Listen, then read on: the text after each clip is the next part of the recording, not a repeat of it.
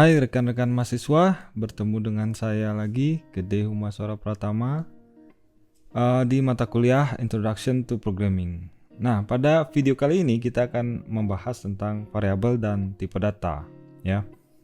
Jadi yang pertama kita bahas apa itu variabel. Oke, kita langsung ke IDE-nya. Yang kita gunakan adalah menggunakan PyCharm. Di sini sudah saya buka IDE-nya. Lalu kita buat new project ya. Ya, new project ini kita buat saja project bab 4. Nah, di sini kalian bisa memilih interpreter. Nah, pada komputer saya itu ada 2 interpreter, ada banyak ya, ada banyak interpreter. Ada versi 2.7, 2.6 dan seterusnya, dan versi 3. Nah, mungkin kalian di komputer kalian ada satu ini ya, kalian pilih yang versi 3 ya. Oke, lalu kita tinggal pilih create.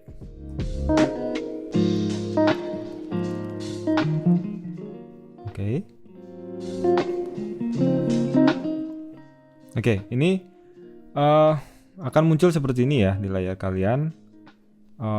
Di mana kita bekerja adalah di file main.py ini ya, yang sudah di create ketika kita buat project ini, sudah dibuat ketika buat project. Nah, di sini sudah ada beberapa kode ya yang langsung dibuatkan sebagai contoh. Tapi ini kita abaikan dulu, kita hapus ya. Nah, kita kosongkan dulu. Oke, sebelum kita mulai membahas variabel, saya akan coba buat satu variabel ya. Di sini saya buat satu variabel adalah misalnya nama ya. Saya buat nama. Nah, ini saya buat sebuah variabel dengan simbolnya adalah nama ini, atau sebutannya adalah nama, atau saya ganti aja ya biar lebih enak. Nah, kalian bisa membuat variabel sesuai dengan kebutuhan kalian namanya. Di sini saya buat dengan bahasa Inggris saja, name, supaya tidak bingung ya dengan sebutannya. Jadi namanya itu adalah name, isinya atau value-nya adalah Huma ini. Oke, sebelum kita lanjut kita akan bahas ya. Jadi variabel itu adalah seperti sebuah papan nama atau sebuah papan nama yang berisikan alamat ke lokasi penyimpanan di memori. Kalau kalian masih ingat di pembahasan di bab 1 ya, itu terkait dengan memori ya. Nah, di situ nama ini pada bahasa pemrograman itu adalah sebuah alamat di mana lokasi value dari Huma ini disimpan di dalam memori ya. Jadi alamatnya ada pada ini. Cuman kalian tidak perlu, hanya perlu tahu, tidak perlu terlalu mendalam itu. Jadi konsepnya seperti itu ya, variabel tersebut. Nah, variabel tersebut seperti yang sudah saya sampaikan tadi adalah berupa simbolis. Ini simbolnya dan ini adalah value-nya. Ya, nah kalian bisa mengibaratkan ini adalah sebuah kotak atau box ya, box kardus ya. Nah, pada buah kardus itu di dalamnya akan berisi sesuatu kan ya. Nah, yang dalamnya itu kita sebut dengan value. Box ini adalah variabelnya. Nah, nama dari variabel itu kita bisa ibaratkan kita mengisikan sebuah label pada kotak tersebut ya.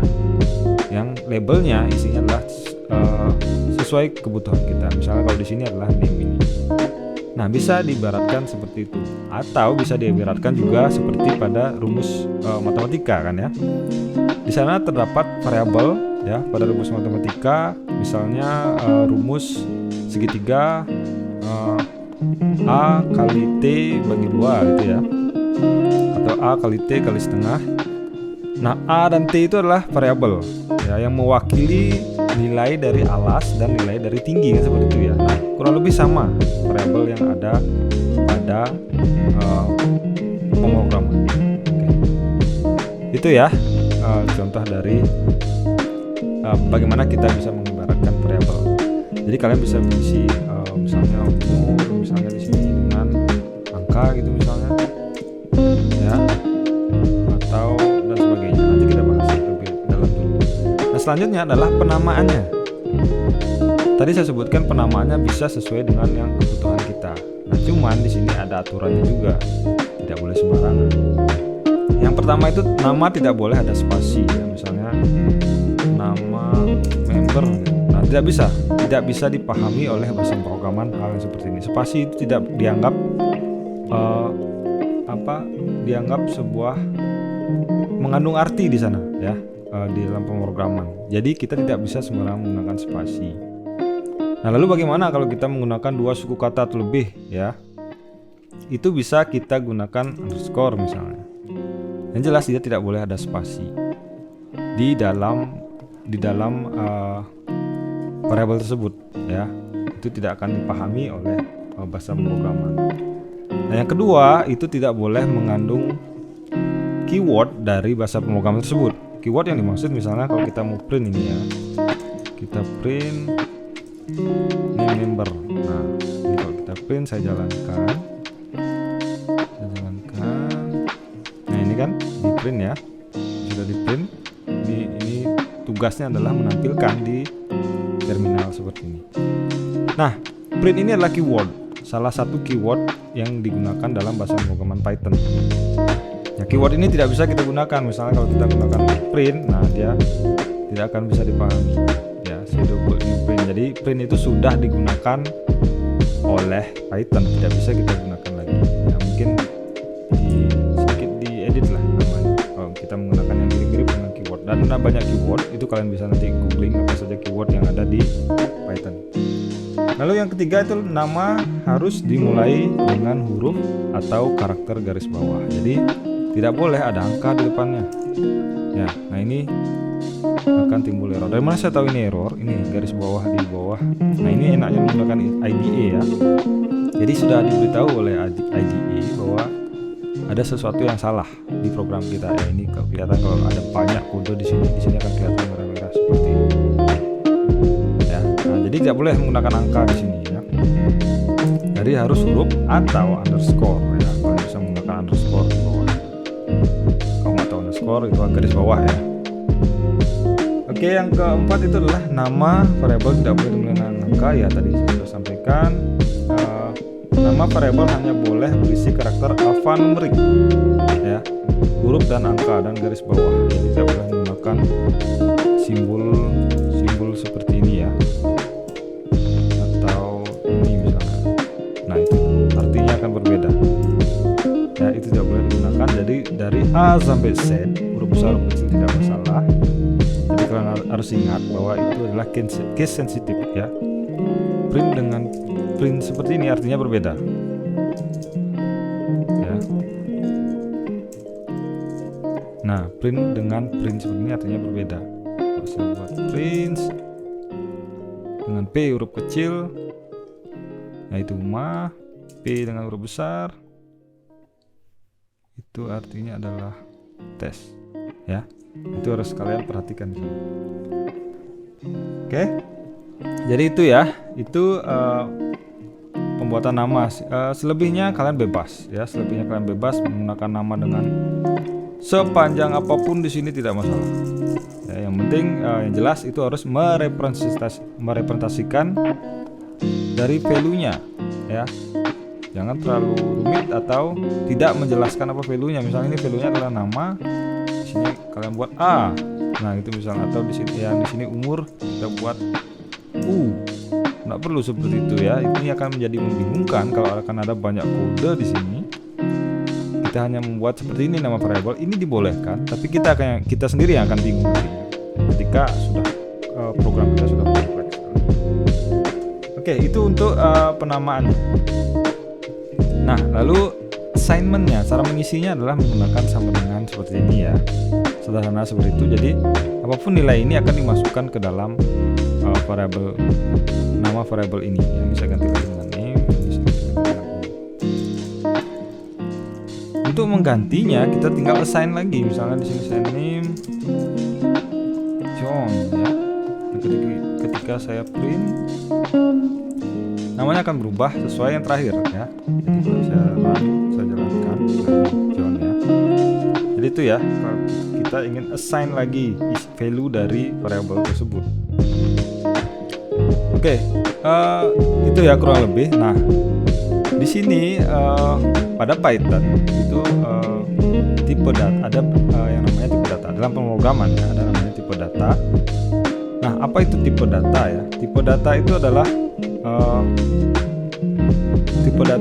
tipe dari value yang akan kita assign pada variabel ya.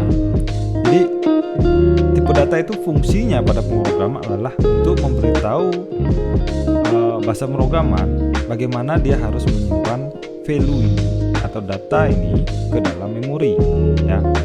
Sederhana seperti itu. Ada beberapa jenis value yang secara umum ya dalam semua bahasa pemrograman. Ada yang disebut dengan integer.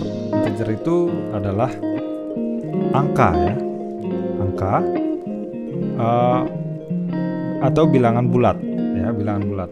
Nah, contohnya adalah 1, 2, 3, 4, 5 dan seterusnya ya.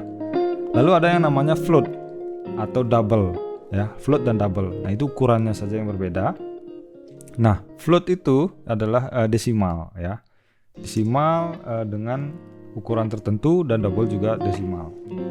Lalu ada yang berikutnya adalah boolean ya. Boolean itu adalah hanya true dan false ya. Jadi ini misalnya adalah boolean.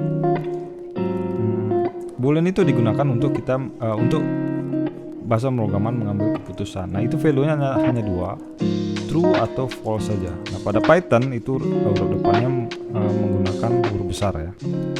Jadi yang bahasa pemrograman lain dengan huruf kecil seperti ini ya. Nah, itu yang bertipe boolean. Lalu ada char, itu dalam bahasa pemrograman lain seperti C itu ada yang namanya char. Itu yang sesuai dengan ASCII ya, kalau kalian masih ingat di pertemuan pertama ya. Maksud saya di bab pertama ya, bab 1 itu kita membahas tentang ASCII. Nah, itu terkait dengan ASCII kalau char ya. CHAR ya. Nah, di Python itu tidak ada. Yang ada itu hanyalah string ya. String itu ini contohnya string ya.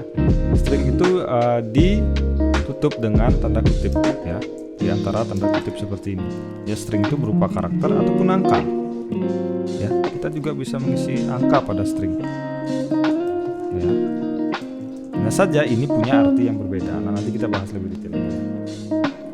Yang berikutnya ada array, ada list. Nah, itu adalah dalam satu variabel kita bisa mengisi banyak value ya. 1, 2, 3, 4, 5 ya. Bisa mengisi banyak value. Nah, ini akan kita bahas pada bab khusus ya, pada video pada modul berikutnya kita akan bahas ini.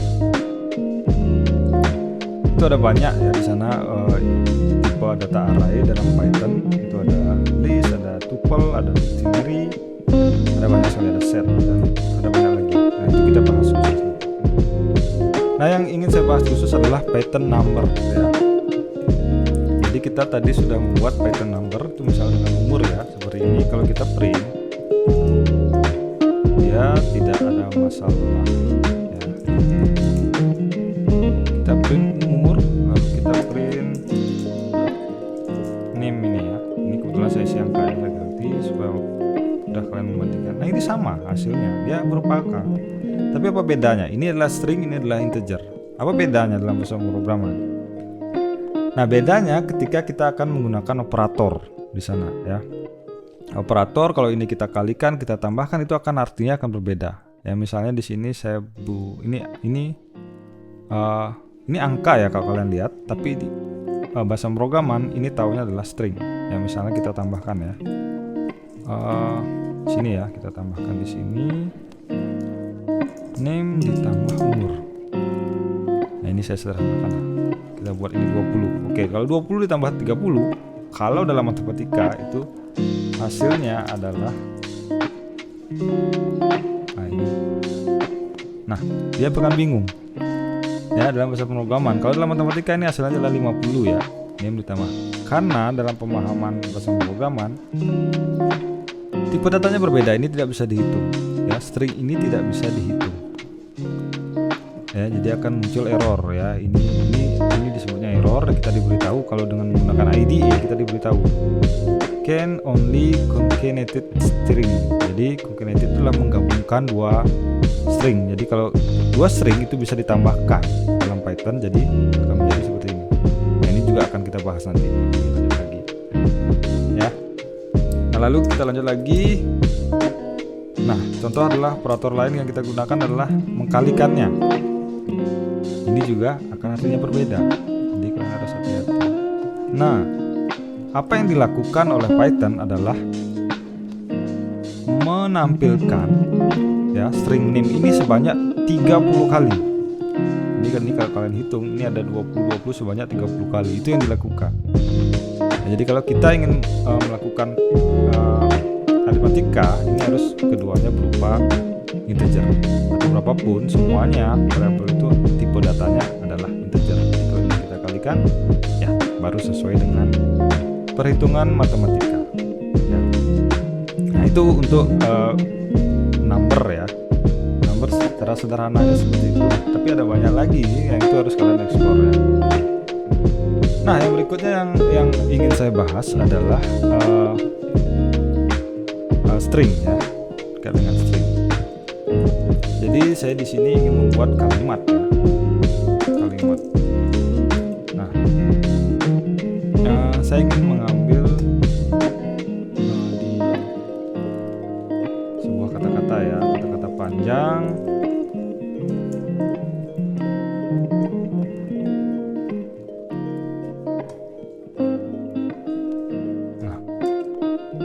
Saya ingin mengambil sebuah kata panjang, ini saya copy paste dari internet. Nah, seperti ini. Bayangkan ini terlalu panjang ini, ya. Lalu saya ingin menyederhanakan ini supaya dia bisa terlihat semua, ya, supaya tidak saya perlu scrolling seperti ini. Nah, ini kalau saya enter, dia akan otomatis ada seperti ini karena IDE ya. Tapi kalau kita tanpa ini, dia akan error, ya. Python tidak akan memahami apa maksudnya ini, ya, karena dia akan bacanya line by line. Nah, ini harus kita beritahu Python dengan cara seperti ini. Jadi dia akan memahaminya. Nah, ini dibantu oleh IDE ya, langsung buatkan. Ini saya enter saja, ini saya tekan enter. Nah, dia akan langsung muncul seperti ini.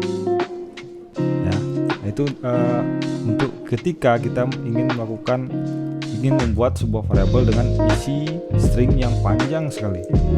Atau, nah ini saya undo, saya back, ya. Atau kita bisa menggunakannya seperti ini, menggunakan tanda kutip 3 kali, 1, 2, 3, ya. Belakangnya juga 1, 2, 3. Oke. Nah, jika sudah seperti ini, baru kita bisa enter dia. Ya, dia akan memahami, bahkan tab ini pun akan dibaca. Ya, enter ini akan dibaca juga. Ya, kita coba print ya. Coba enter dulu, satu lagi. Nah, kita coba print. Kita coba print kalimat ini. Oke. Nah, enter pun dibaca. Ya, enter pun dibaca di sini. Jadi kalau tanpa kita enter seperti ini ya, kita menggunakan enter yang tadi. Kalau kini kita enter, apakah dia juga akan membacanya?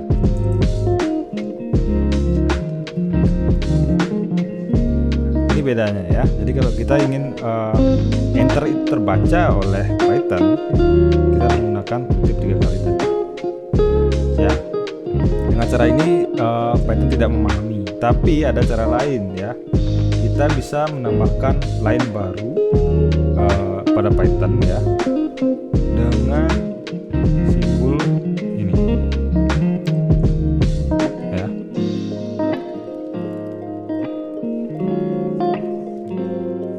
Oke, jadi kalau gini saya run, nah ini artinya adalah enter. Ini memberitahu bahasa pemrograman Python bahwa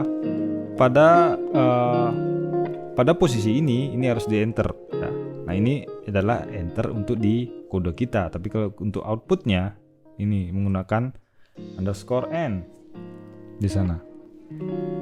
Nah, kalau ingin kita tab ya, atau tahu kan ya, tab itu yang jika dia masuk seperti ini ya.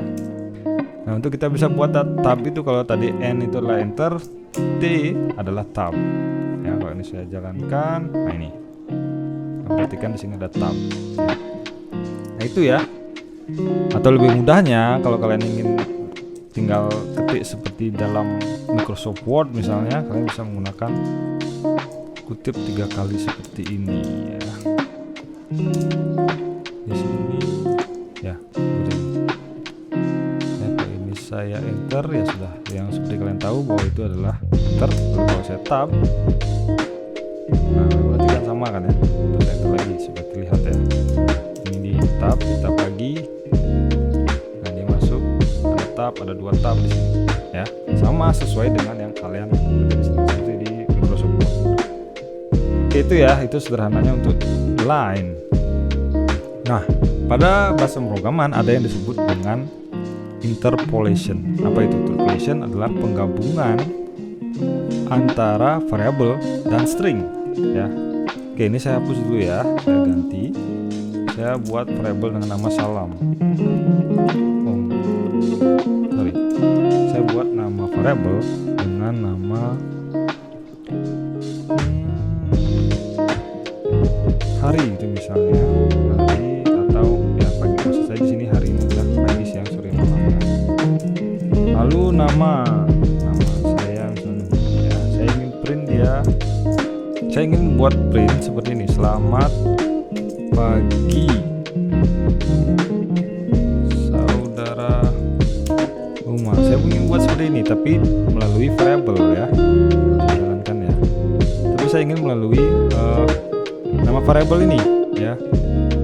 Kenapa seperti itu? Nanti kita akan coba input sedikit di sana ya. Nah, ada banyak cara ketika ingin kita menggabungkan string dengan variabel pada Python ya.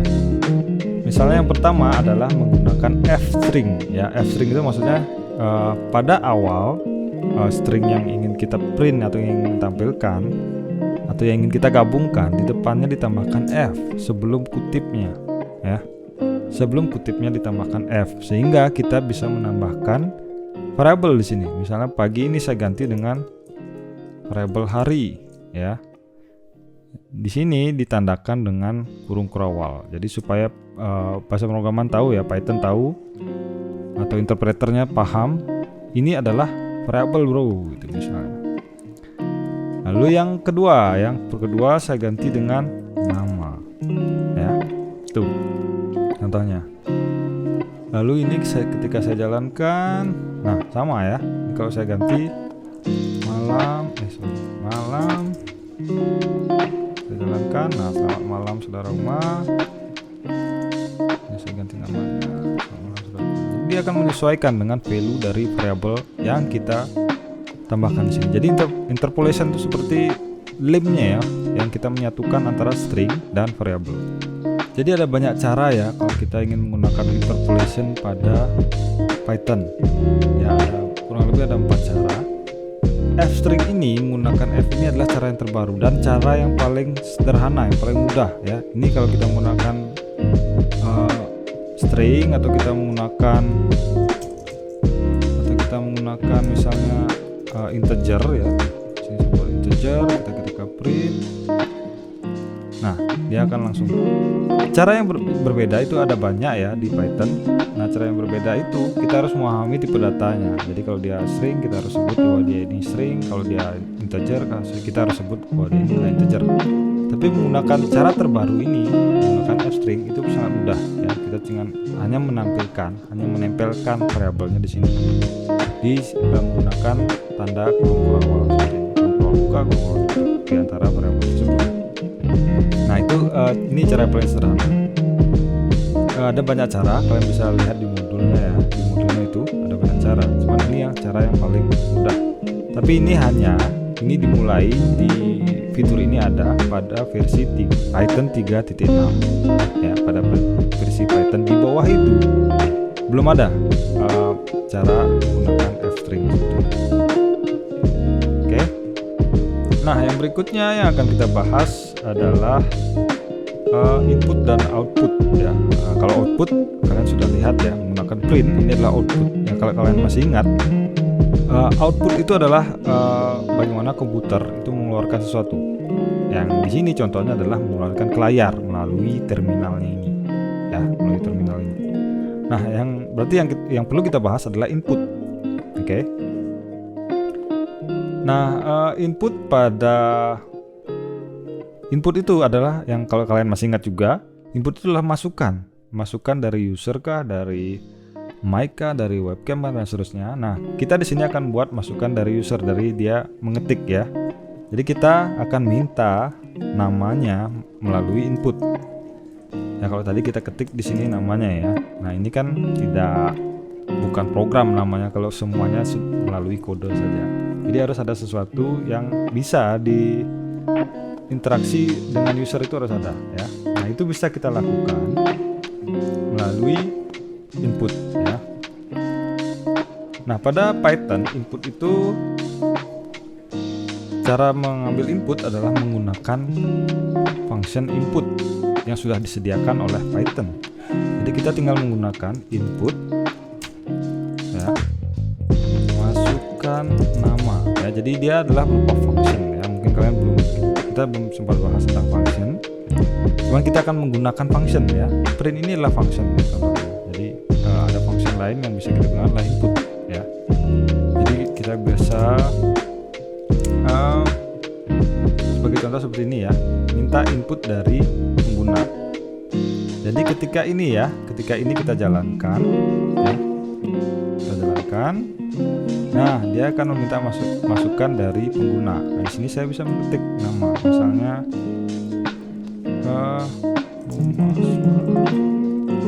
ya, itu contohnya. Apa yang dilakukan ketika saya enter, dia akan meng-assign atau memberikan nilai Uma Suara ini ke variabel nama.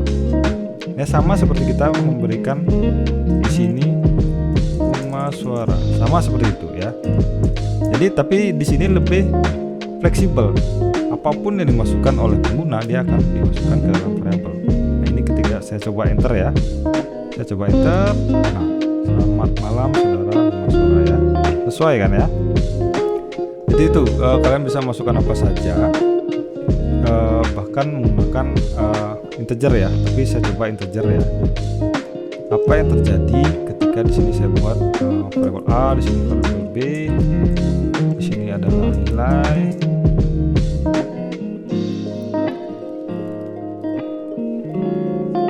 ya, misalnya A dikali B itu misalnya. Masukkan angka. Nah, ketika saya jalankan, saya masukkan angka 10 di sini, lalu saya enter. Nah, seperti tadi kan ya. Jika kalian perhatikan, berarti ini disebutnya di sini input ini adalah berupa string, ya. Jadi lalu bagaimana cara kita merubah masukan atau input ini menjadi integer? Ya, caranya ada yang disebut dengan typecasting. Jadi typecasting itu sederhana, juga berupa function. Ini saya lebih lebar supaya kalian bisa lihat ya. Jadi B ini adalah string di sini. Lalu kita harus ubah dia menjadi integer. Ya. Menjadi integer. Ya, ini artinya adalah typecasting ya. Jadi typecasting itu adalah merubah tipe data. Nah, kalau di sini dia merubah integer menjadi string. Kalau saya arahkan ini. Jadi dalam kurung ini harus berupa string ya. Jadi kalau ini saya jalankan, masukkan angka 10 ya. Nah, baru dia bisa menjumlahkan tersebut. Nah, kalau kalian menggunakan desimal, ini saya run lagi 10,5 gitu misalnya. Nah, dia error karena dia tidak memahami bahwa ini adalah dia tidak seperti yang tadi saya sampaikan, integer itu adalah bilangan bulat. Jadi kalau kita masukkan desimal, dia tidak paham jadinya. Jadi kalau kalian ingin bilang bulat, ini harus menjadi float. Ya, kita jalankan float 10,5 ya. Nah, baru dia memahaminya. Nah, tapi kalau bagaimana supaya fleksibel, Pak? Misalnya bisa float, bisa bilangan bulat, bisa desimal. Kita gunakan saja float. Kalian memasukkan angka 10 pun bisa, tapi hasilnya juga akan berupa float seperti ini. Oke, kurang lebih itu ya yang bisa disampaikan pada video kali ini. Jadi itu ya, kalau kalian perhatikan komputer ini seperti terlihat pintar ya, pemrogramannya seperti terlihat pintar, atau komputer seperti terlihat pintar ya ketika kita menggunakan program, padahal kita yang mengaturnya di sini. Kalian lihat tadi komputer tidak paham itu bilang bulat, bilangan desimal ya, lalu tidak paham bahwa itu string, mana dia string, mana dia, kalau kita buat string dengan angka dia akan bingung, tidak bisa menghitung. Jadi komputer tidak sesmart itu, kita yang membuat dia smart dengan program yang kita buat. Oke, itu saja untuk video kali ini. Sampai ketemu di video-video berikutnya.